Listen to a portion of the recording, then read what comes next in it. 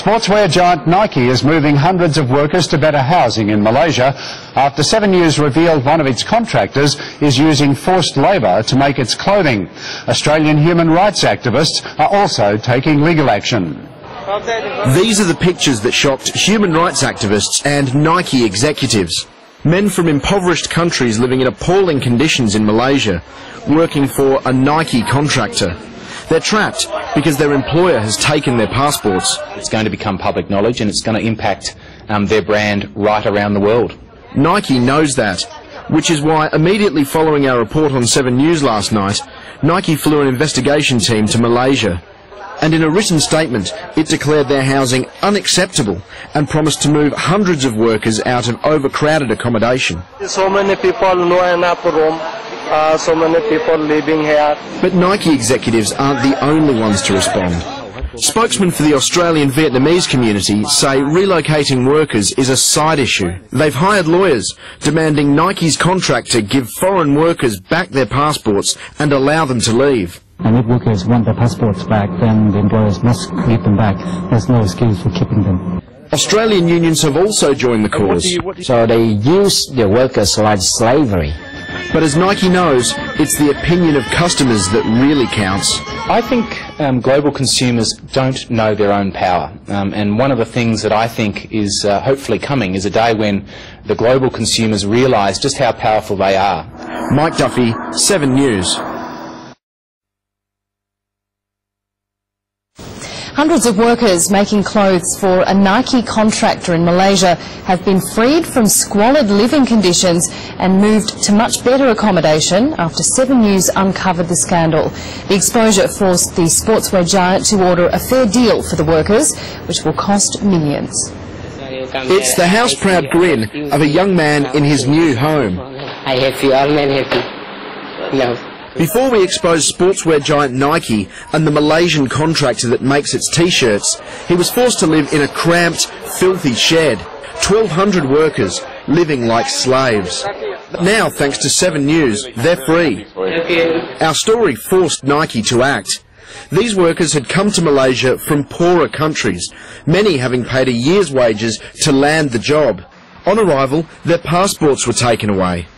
To escape, they had to pay back their debts and buy back their passports. On $45 a week? Impossible, until we revealed what was going on. Since our story aired, this shameful housing has been closed down. See these chains? The building is set for demolition and the workers have been moved to private apartments. This is one of 37 sites in Malaysia Nike suspects of similar practices.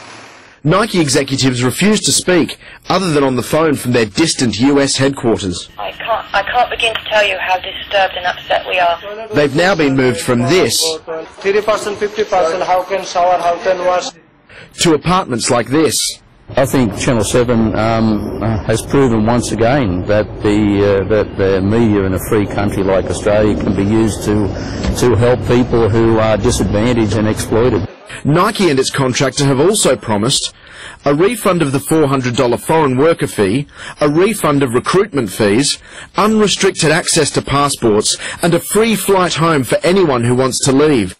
living okay, good, toilet okay, water I have. It will cost bosses millions. The impact on these workers, priceless. Mike Duffy, 7 News.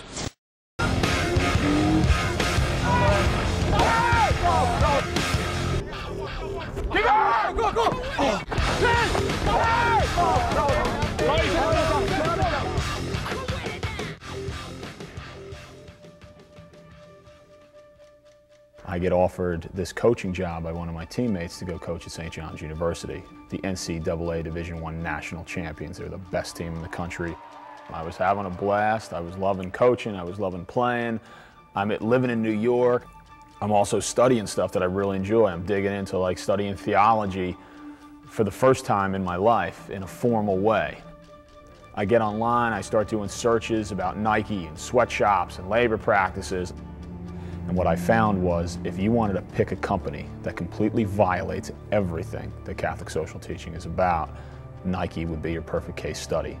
And at the same time I'm doing this research, St. John's University Athletic Department starts to negotiate a $3.5 million endorsement deal with Nike.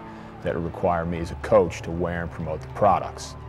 St. John's University got the largest Catholic institution in the country, coupling itself with the largest sportswear company in the world. And I said, how can we, as such a public symbol of Catholicism, do something that runs completely counter to our mission?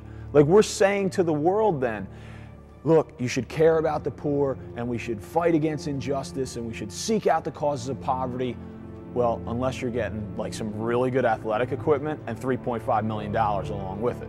I mean, you want to talk about just hypocrisy manifested in the real world. Like, this was it. And you have the story at St. John's. Jim Keedy has caused a massive pile-on. He is clearly an idealist. I didn't go to St. John's University to work for Nike.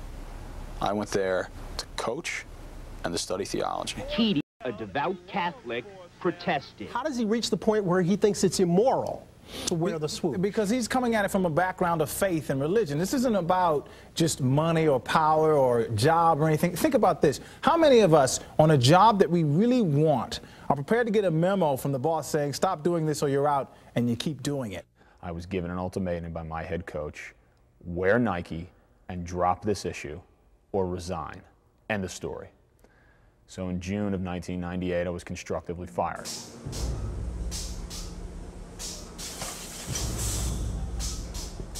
People were telling me, you don't know what you're talking about. You know, those are great jobs, and you can live like a king or a queen on those wages, and those people are really happy to have those jobs.